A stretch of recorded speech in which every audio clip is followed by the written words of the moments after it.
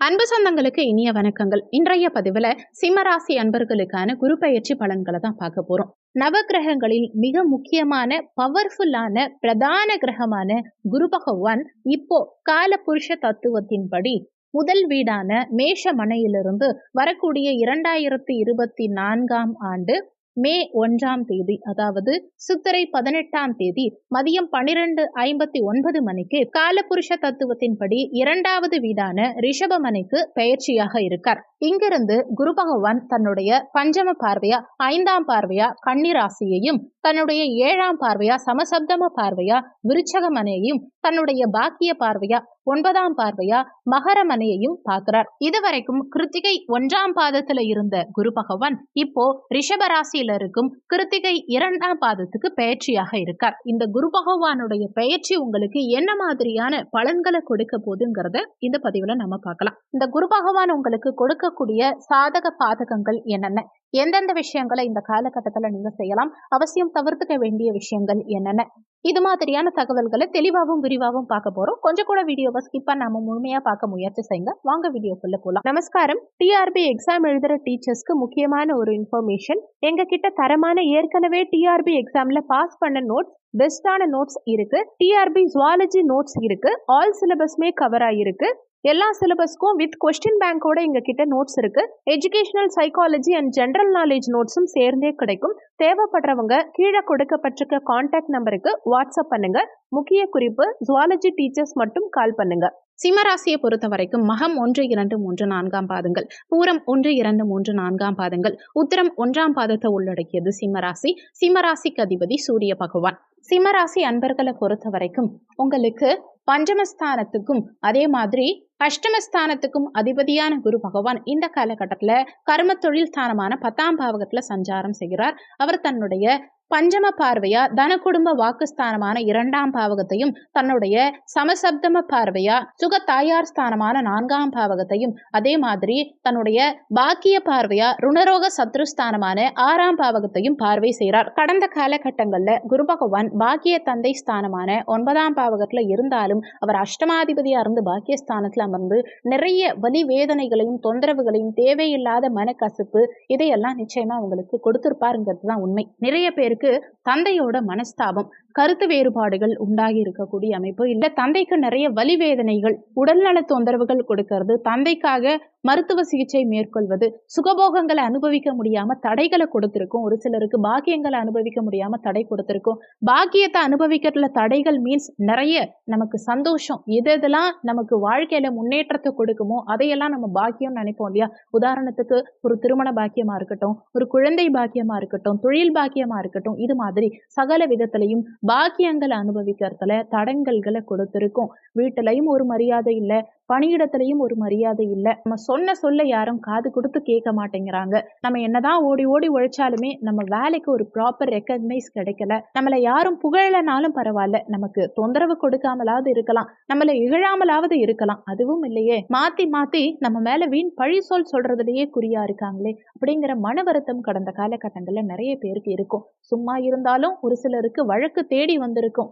உங்களுக்கு ஒரு பாவம் பார்த்தது குத்தமான ஒரு சிலர் புலம்பி இருப்பீங்க கடந்த காலகட்டங்கள்ல. ஃப்ரெண்ட்ஸுக்காக பணம் வாங்கி கொடுத்துட்டு அந்த பணம் நம்ம தலையில வந்து விடிஞ்சிருக்கும். அடுத்தவங்களுக்கு பாவம் பார்த்து கடைசியில உங்களுக்கு மற்றவங்க பாவம் பார்க்குற நிலைமையில அடுத்தவங்க உங்களை கொண்டு போய் நிறுத்தியிருப்பாங்கிறது தான் உண்மை.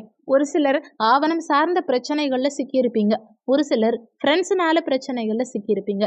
ஒரு சிலருக்கு கடன்கிற விஷயம் கழுத்தை நெரிச்சிருக்கும். வாங்கின கடனை கட்ட முடியாம, கடன்காரங்களுக்கு பதில் சொல்ல முடியாம ஓடி ஒளியற மாதிரி சூழலெல்லாம் ஒரு சிலருக்கு கடந்த காலகட்டங்கள்ல அமைஞ்சிருக்கும். ஒண்ணுமே இல்லாத பணம், என் லெவலுக்கு அதெல்லாம் ஒண்ணுமே இல்லாத பணம். ஆனா அந்த ஒரு சின்ன அமௌண்ட்டுக்காக கூனி குறுகி கை கட்டி வாய் பொத்தி தலை குனிஞ்சு நிக்கிற மாதிரியான சூழலெல்லாம் கடவுள் எனக்கு கடந்த காலகட்டங்கள்ல கொடுத்துட்டார். என்ன வாழ்க்கை இது? பழைய மாதிரி நம்ம திரும்பி எழுந்து நிக்க முடியுமா?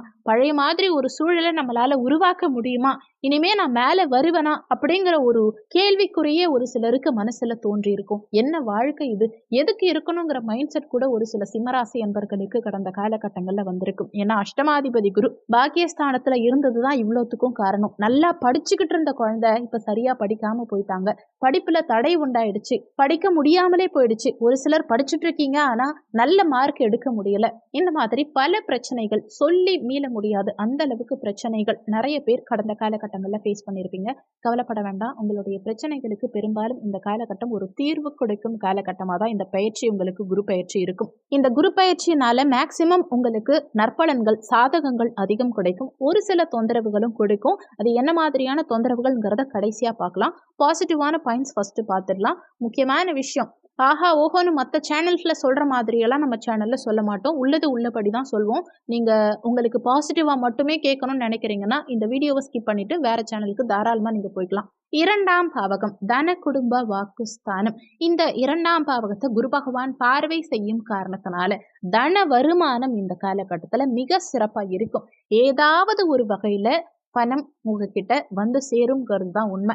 இந்த சூழலை நம்ம எப்படி சமாளிக்கிறது, நமக்கு எப்படி பணம் வரும் அப்படின்னு யோசிச்சிங்கன்னா கவலைப்பட வேண்டாம். ஏதாவது ஒரு வகையில தன வருமானம் பண வரவுங்கிறது நிச்சயமா உங்களுக்கு இருக்கும். குடும்பத்துல இதுவரைக்கும் இருந்த பிரிவினைகள் எல்லாம் இந்த காலகட்டத்துல சரியாகி குடும்ப உறுப்பினர்கள் ஒன்றிணையக்கூடிய அமைப்பு, குடும்பத்தாரோட சேர்ந்து வாழக்கூடிய அமைப்பு. இதுவரைக்கும் நீங்க வேலைக்காகவோ இல்ல படிப்புக்காகவோ ஏதாவது ஒரு விஷயத்துக்காக பிரிஞ்சு இருக்கீங்க, குடும்பத்துக்கிட்ட இருந்து பிரிஞ்சு இருக்கீங்கன்னா இந்த காலகட்டத்துல குடும்பத்தாரோட ஒன்றிணையக்கூடிய அமைப்பை உண்டாக்கும். குடும்பத்துல சுபகாரியங்கள் செய்யக்கூடிய அமைப்பு உண்டாக்கும். குடும்பத்துல மகிழ்ச்சி நிலவும்.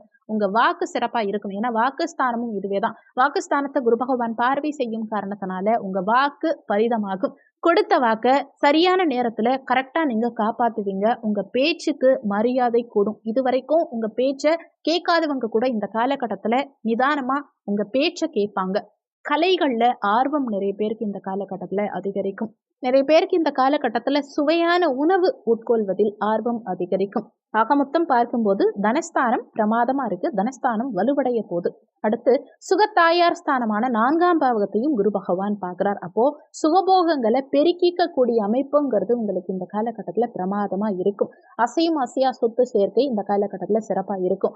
குறிப்பா வீடு மனை வண்டி வாகனங்கள் பூமி மனை இது மாதிரியான விஷயங்களுக்கு ரொம்ப சாதகமான காலகட்டம். நீண்ட காலமா நீங்க எதிர்பார்க்கிற மாதிரி உங்க மனசுக்கு பிடிச்ச மாதிரி நல்ல ஒரு லொகேஷன் அமையல, நல்ல ஒரு இடம் உங்களுக்கு வாங்க முடியல, வீடு வாங்க முடியல, சொந்த வீட்டுக்கு போக முடியல அப்படின்னு ஆசைப்பட்டுக்கிட்டு இருக்கவங்க இந்த காலகட்டத்துல முயற்சி செஞ்சா நிச்சயமா நல்ல லொகேஷன்ல நல்ல ஒரு இடமோ வீடோ வண்டி வாகனங்கள் வாங்கக்கூடிய அமைப்புங்கிறது பிரமாதமா இருக்கு இந்த காலகட்டத்துல. அதே மாதிரி தாய் ஸ்தானமும் இதுவேதான். தாயோட இது வரைக்கும் ஏதாவது ஒரு கருத்து வேறுபாடு மனஸ்தாபம் இருக்கு, இல்ல தாய்கிட்ட இருந்து பிரிஞ்சு இருக்கீங்க அப்படின்னா அதையெல்லாம் நிவர்த்தி செய்யக்கூடிய காலகட்டம் இது. தாயோட ஒன்றிணையக்கூடிய அமைப்பு, தாயோட இருந்த மனஸ்தாபங்கள் நீங்கி தாயோட நல்ல பாண்டிங்கோட அந்யோன்யமா இருக்கக்கூடிய அமைப்பு இந்த காலகட்டம் கொடுக்கும். தாய்க்கு இது நாள் வரைக்கும் ஏதாவது ஒரு உடல்நல தொந்தரவு இருந்துகிட்டே இருக்கு அப்படின்னா கூட தகுந்த மருத்துவ சிகிச்சை எடுத்து தாயுடைய உடல்நல தொந்தரவுகள் சரியாக கூடிய அமைப்பு, உடல்நல தொந்தரவிலிருந்து வெளியில வரக்கூடிய அமைப்பை இந்த காலகட்டம் நிச்சயமா கொடுக்கும்.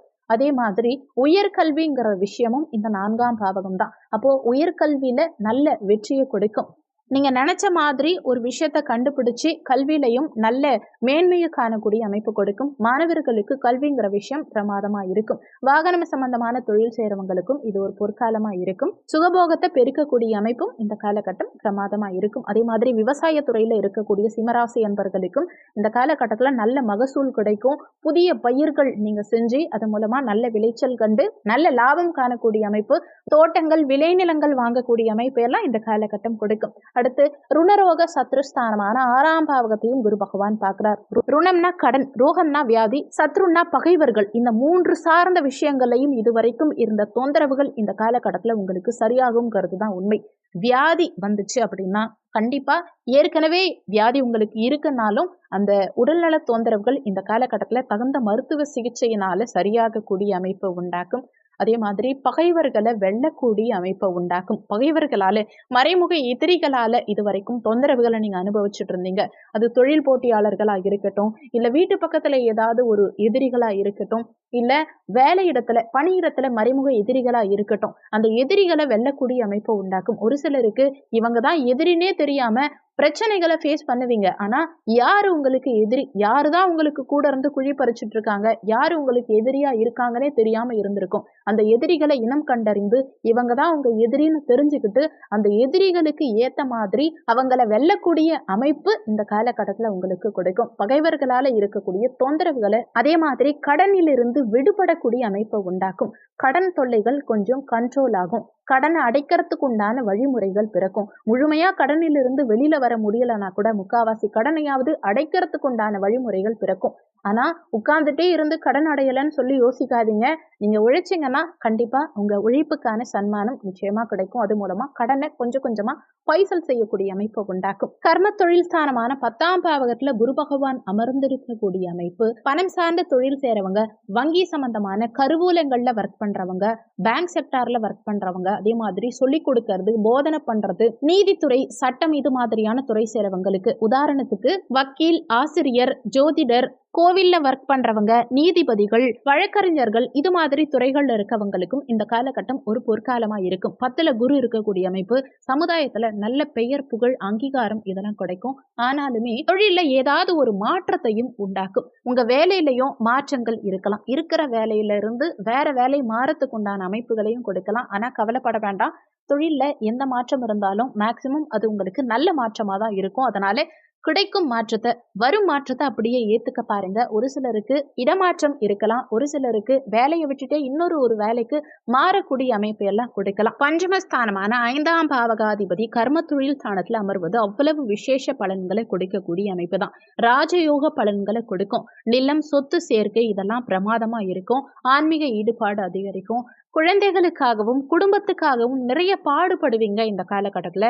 ஒரு சிலருக்கு அதிர்ஷ்டகரமான குழந்தை பெறக்கூடிய அமைப்பு உண்டாகும். குழந்தைகளால அதிர்ஷ்டங்கள் உண்டாகும். குழந்தைகளால அனுகூலங்கள் உண்டாகும். அதே மாதிரி பூர்வீகம் சார்ந்த தொழில் செய்யறவங்களுக்கு, வழி வழியா பரம்பரை தொழில் செய்யறவங்களுக்கு இந்த காலகட்டம் நல்ல முன்னேற்றத்தை கொடுக்கக்கூடிய காலகட்டம் தான். அதே மாதிரி ஒரு சில விஷயங்கள்ல நீங்க கொஞ்சம் கவனமா இருந்துக்கணும். அது என்னென்ன விஷயங்கள்னு பார்த்தா, அஷ்டமாதிபதியான குரு தொழில் ஸ்தானத்துல அமர்வதனால தொழில்ல முன்னேறுவது கொஞ்சம் சிரமமா தான் இருக்கும். தொழில் வகையில முன்னேற்றம் கொஞ்சம் குறையும். கொஞ்சம் அதிகமா உழைச்சுதான் நீங்க தொழில் வகையில முன்னேற்றம் காணும்படி இருக்கும். தொழில் வகையில போட்டியாளர்கள் கொஞ்சம் அதிகரிப்பாங்க. உங்க வேலையிலுமே உங்களுக்கு பின்னாடி வேலையில சேர்ந்தவங்களுக்கு கூட பதவி உயர்வு கிடைச்சிருக்கும். உங்களுக்கு பதவி உயர்வுங்கிறது கொஞ்சம் குறைஞ்சுதான் இருக்கும். ஒரு சில நேரங்கள்ல பணியிடத்துல உங்க பணிக்குண்டான ப்ராப்பர் ரெக்கக்னைஸ் கிடைக்காம போகலாம். இல்லைன்னா நீங்க கஷ்டப்பட்டு உழைச்சாலும் ஒரு பதவி உயர்வு கிடைக்காம போறது, சம்பள உயர்வு கிடைக்காம இருக்கிறது, இந்த மாதிரி குட்டி குட்டி தொந்தரவுகளும் தொழில் வகையில கொடுக்கலாம். ஆக மொத்தம் பார்க்கும்போது வேலை இடத்துலையும் தொழிலையும் மட்டும் கொஞ்சம் கவனமா செயல்பட்டீங்கன்னா, அனுசரித்து நடந்துக்கிட்டீங்கன்னா சிரமங்கள், பிரச்சனைகள் இல்லாம இருக்குங்கிறது தான் உண்மை. இந்த குரு பயிற்சி காலகட்டத்துல சிறப்பா அமைய நீங்க செய்ய வேண்டிய பரிகாரம் என்னன்னு பார்த்தா, அன்னதானம் பண்றது விசேஷம். குறிப்பா குழந்தைகளுக்கும், ஏழை எளிய வயதானவர்களுக்கும், முதியவர்களுக்கும், குழந்தைகளுக்கும் தானம் பண்றது, அன்னதானம் பண்றது குறிப்பா விசேஷம். அதே மாதிரி வியாழக்கிழமை தினங்கள்ல குருஹோரை நேரத்துல, வியாழக்கிழமை குருஹோரை நேரம் பாத்தீங்கன்னா காலையில 6 to 7, மதியம் 1 to 2, நைட்டு 8 to 9 குருஹோரை வரும். இந்த குருஹோரை நேரத்துல வியாழக்கிழமை தினங்கள்ல குரு பகவானுக்கு மஞ்சள் நிற வஸ்திரம் சாற்றி, மஞ்சள் நிற பூக்களால் அலங்காரம் செய்து, கொண்டை கடலை மாலை சாற்றி, நெய் தீபம் ஏற்றி வழிபாடு செய்யறது சிறப்பு. மஞ்சள் நிற வாழைப்பழத்தை பசுமாட்டுக்கோ, ஏழை எளிய குழந்தைகளுக்கோ, முதியவர்களுக்கோ மஞ்சள் நிற வாழைப்பழம் வாங்கி தானம் அளிக்கிறது சிறப்பு. இந்த வீடியோல உங்களுக்கு ஏதாவது சந்தேகம் இருந்தா கீழே இருக்க கமெண்ட் செக்ஷன்ல சொல்லுங்க. நன்றி. மற்றும் ஒரு நல்ல பதிவோடு மீண்டும் உங்களை சந்திக்கிறோம்.